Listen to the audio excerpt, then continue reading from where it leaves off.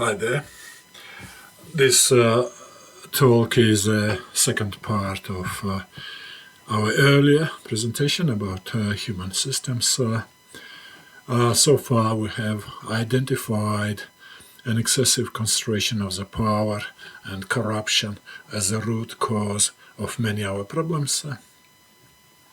And in this second talk, we are going to touch on possible solutions to this problem.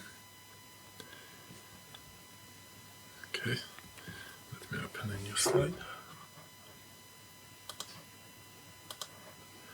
This slide illustrates the structure of the nation state. We have government on the top, institutions and businesses underpinning the government from below, and the citizens layer shown. Those citizens shown with yellow dots here at the bottom of this plot. Note also a big gap between citizens and the institutions, and this gap is to highlight that most political powers, most military powers, economical resources and expert knowledge, various other expertise are allocated according to this scheme at the level of the institutions and businesses. The community level here is represented by an atomized society made out of disorganized individuals and households having very little resources and knowledge. The big yellow spot top left here represents culture. Consider it a collection of narratives and stories we tell ourselves and our kids to explain the meaning of life, the set of values we uphold, and our aspirations and goals. The culture cell has its own history, a community attached to it, and with time it may acquire its own logic that would channel the development of the whole community. This centralized nation-state, the structure with the powerful institutions must be very efficient in designing and implementing large-scale projects. The downside of such structure is an extreme centralization of the resources and powers, corruption, and all the troubles that follow.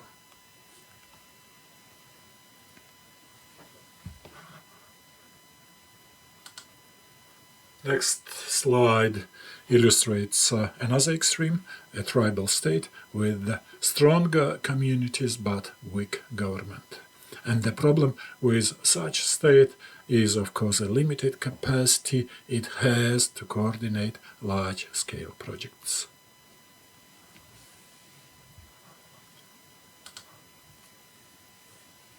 Last but not least, we have a balanced state. A state where resources and all other powers are shared among the institutions, businesses, and communities. And the communities here are of a special kind. They are meant to make the whole structure more resilient and sustainable through the federalization of some powers and without sacrificing the quality of the human life. And I think to achieve such goals, these communities must satisfy at least three key requirements. One is that they must be semi-autonomous, meaning that rather than being assigned or prescribed by someone, they should emerge and grow up by themselves, evolving bottom-up like mushrooms in the forest. Or better, like a subculture emerging out of the nowhere. And they may have their own set of values, of course, gods, narratives, and analogous to any other subculture. They must be resilient to the external pressures. The second requirement to such communities is the requirement of self-sufficiency.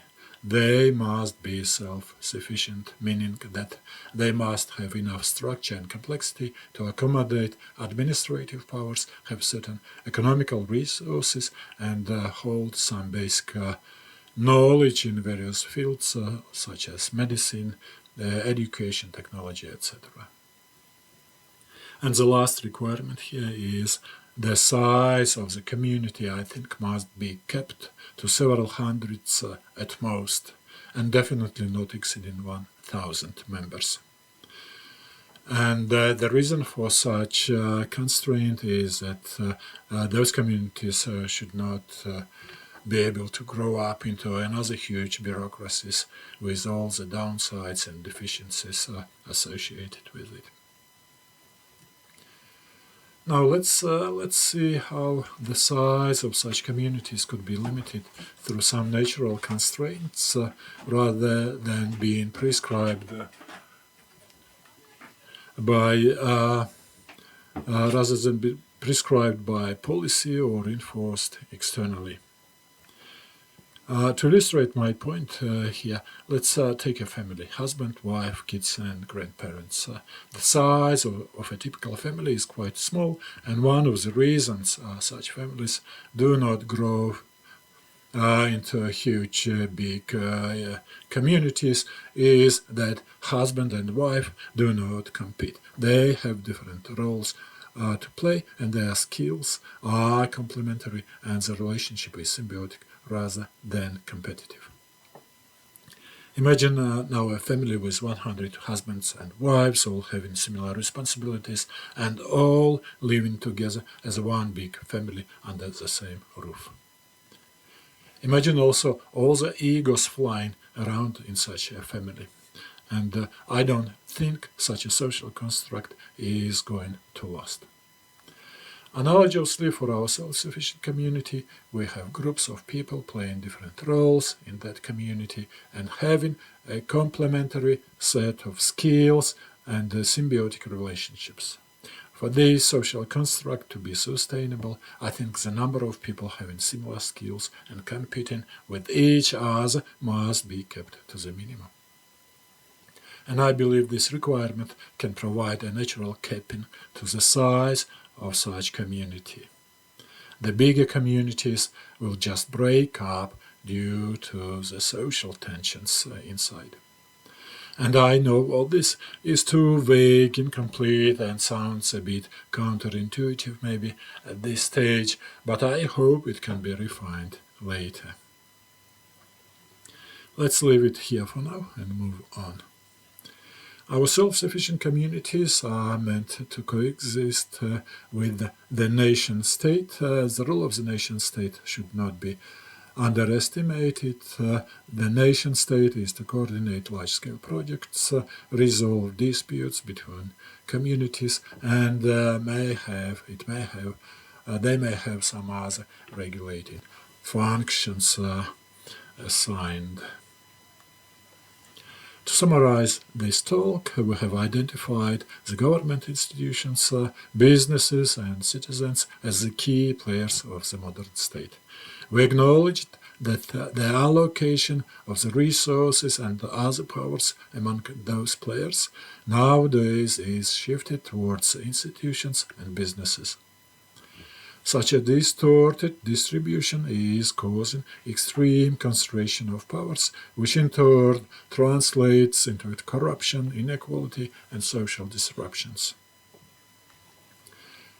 We have introduced a new entity, an autonomous, self-sufficient community, which is meant to have sufficient structure and complexity to accommodate some powers and resources.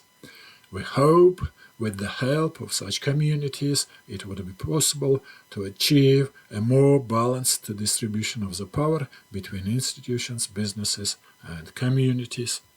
And this would translate into reduced inequality, less social tensions, and eventually into more sustainable development of the humankind and the environment. Yeah, we're not afraid of the big words here. Now, this presentation was inspired by recent media talks about change in global orders, existential threats, rising inequalities and social tensions. I think all those issues are indicative of the gaps and inadequacies we have in the structure and functioning of modern societies. I should also admit I'm neither sociologist nor politician, and by no means claim a comprehensive coverage of problems raised in this talk or solutions to these problems. But I do hope that this talk has stimulated your thoughts, and eventually we will be able to find the right solutions to all those problems. That's it from me.